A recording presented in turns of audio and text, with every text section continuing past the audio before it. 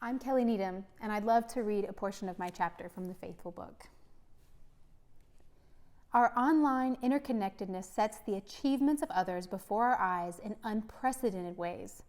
It awakens our desire to do something noteworthy, and our modern technology has made such noteworthy activities available to us all. The combination of watching others hit it big and having the technology to pursue it ourselves throws gasoline on the fire of our desire to be world changers. We ache for our lives to matter. We long to soar above the minutiae and make an impact that lasts. However, doubts can begin to multiply as quickly as the springtime weeds, and we start to ask God, are you going to use my life? Does what I do matter at all?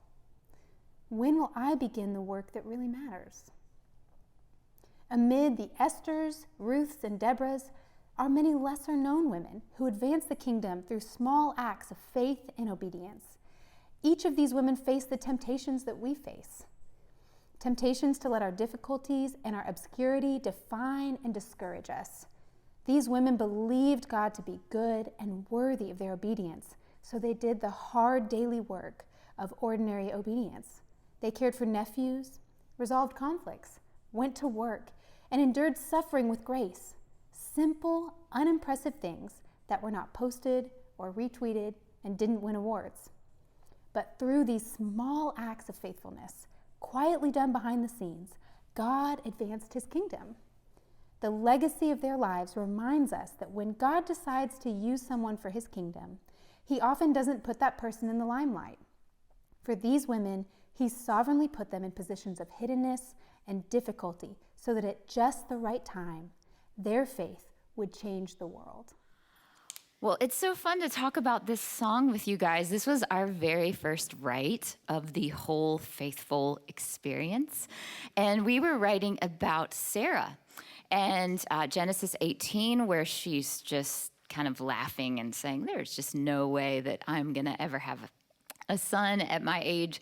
And God himself says, is anything too hard for the Lord? Which I love that so much. Isn't that so great?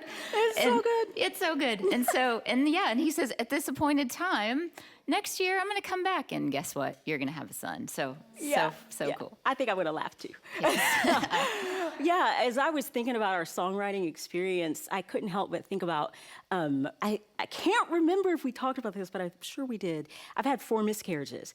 And so as we were reading through Genesis and thinking of Sarah and her longing and her, what? I don't even think this is going to happen. I couldn't help but relate to that kind of need for faith. And we write that in the first stanza, lyrics, whatever.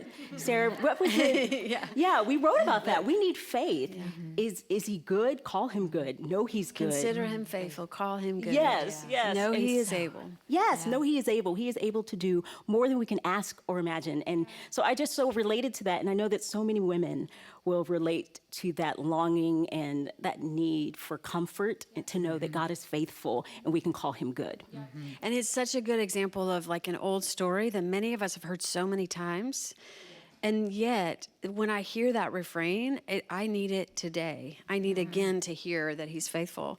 And that, I mean, the whole idea, that whole one word, faithful, right? This is not about us. And this song, I think, really brings out that theme, and Sarah brings that to the front, and her laughter, her humanity in that, and her vulnerability and just showing up, and the imagining the kind of relationship she has with God, even this far back in history, right? She hasn't met Jesus the way we know Jesus, right? She doesn't exactly know what's coming, and yet she has this unbelievable vulnerability to say, I have a relationship with God where I could laugh and question and doubt and cry.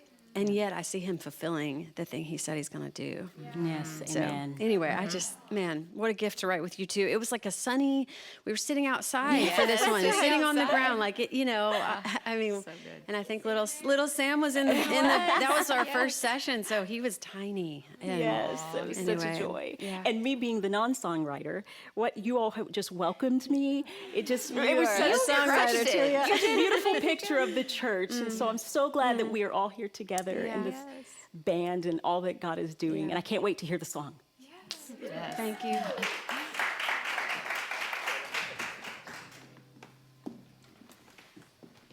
you guys. Y'all ready?